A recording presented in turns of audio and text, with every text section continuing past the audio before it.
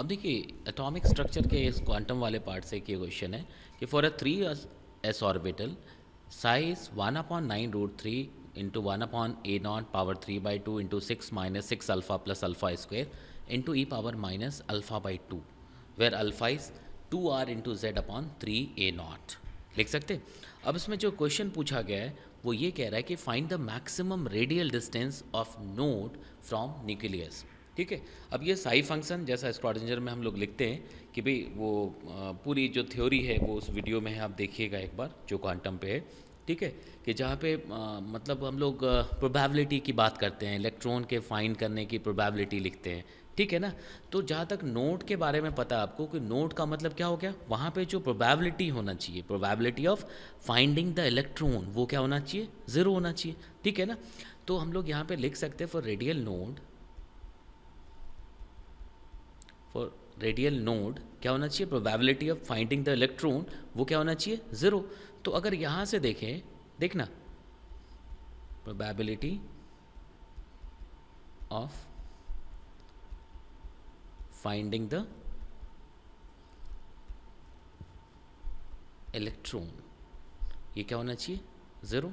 ये बहुत ही इंटरेस्टिंग है। जैसे देखोगे साई एक वेव फंक्शन है, ठीक है ना, और ये मैं आपको बता रहा हूँ कि ज़रूर देखिएगा उस वीडियो को कि भाई साई फंक्शन वहाँ से फिर साई स्क्वायर लिखते हैं तो जो प्रोबेबिलिटी डेंसिटी शो करता है, नहीं प्रोबेबिलिटी डेंसिटी मतलब पर यूनिट वॉल्यूम जो probability of finding the electron है वो होता है। तो अगर मैं साई को डी से साई स्क्वायर को डी से मल्टीप्लाई करूंगा तब ये प्रोबेबिलिटी होगा, probability of finding the electron for this small volume D. फिर इसको अगर गिवन वॉल्यूम के लिए लिखना है तो फिर आप इसको इंटीग्रेट करते नहीं, वहाँ से नॉर्मलाइजेशन के लिए जाते हैं या फिर उसको 0 टू इन्फिनिटी जब इंटीग्रेट करेंगे तभी 1 लिखते हैं। तो इसमें वो सारी चीज़ें कैसे ऑर्बिटल कैसा स्फेरिकल कैसे लिखते हैं वो सारे पॉइंट्स वो क्लियर होंगे। ठीक है, बट इस क्वेश्चन की बात है तो वहाँ पे सिर्फ यहाँ से काम चल जाएगा कि probability of finding the electron क्या होना चाहिए, ज़ीरो। मतलब साई स्क्वेयर ज़ीरो होना चाहिए, लिख सकते हैं ना। तो साई स्क्वेयर ज़ीरो होने के लिए साई को ज़ीरो होना पड़ेगा। ठीक है, प्रोबेबिलिटी ज़ीरो है मतलब साई स्क्वायर क्या होना पड़ेगा, ज़ीरो। तो देखिए साई स्क्वायर ज़ीरो होना चाहिए, तो साई स्क्वायर ज़ीरो होने के लिए हमें क्या करना पड़ेगा, साई को ज़ीरो करना पड़ेगा, लिख सकते।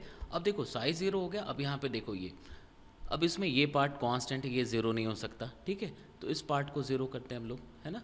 तो इस पार्ट को ज़ीरो करेंगे तो क्या आएगा, 6 - 6 अल्फ़ा प्लस अल्फ़ा स्क्वेयर, ये कितना आ गया, ज़ीरो। अभी नॉर्मल तरीके से मतलब फैक्टराइज करके नहीं आना है, इसमें क्या करेंगे आप क्वाड्रेटिक इक्वेशन से इसको सॉल्व कर लेंगे तो जो अल्फ़ा की वैल्यू आएगी, ठीक है ना, ये कितना आ जाएगा, 3 ± √3। अल्फ़ा की वैल्यू क्या है, 3 ± √3। अब यहाँ से अगर अल्फ़ा देखो आप, ठीक है, तो अल्फ़ा कितना आना चाहिए, अगर यहाँ से आर की बात करें डिस्टेंस फ्रॉम द न्यूक्लियस तो कितना आ जाएगा, 3a0 alpha divided by 3a0 alpha divided by 2z। Clearly यहाँ पे देखेंगे कि ये कांस्टेंट अगर है then r is directly proportional to alpha, r is directly proportional to alpha. तो देन फॉर मैक्सिमम वैल्यू, है ना, for maximum radial distance of node from nucleus की बात करेंगे तो अल्फ़ा की मैक्सिमम वैल्यू लिखनी पड़ेगी, और अल्फ़ा कहाँ है, 3 - √3 या 3 + √3 है। ठीक है, तो मैक्सिमम वैल्यू क्या लिख सकते हैं, 3 + √3। तो यहाँ से हमारे पास जो r मिलेगा that will be like 3/2 a0 alpha के लिए जो हाईएस्ट वैल्यू है वो कितना है, 3 + √3 डिवाइडेड बाय z, लिख सकते। तो इसमें देखिए मतलब बहुत मुश्किल क्वेश्चन होता नहीं, देख के मुश्किल लगता है जो आईआईटी पूछता है, एक बहुत कम पूछा है श्रोडिंगर से, लेकिन ठीक है जब भी पूछ रहा है तो बहुत आराम से आप इस तरह से कर सकते हो उसको। ठीक है, तो देखिए अगर समझ आया तो ज़रूर लाइक शेयर सब्सक्राइब जो भी कर सकते हैं आप देखिएगा।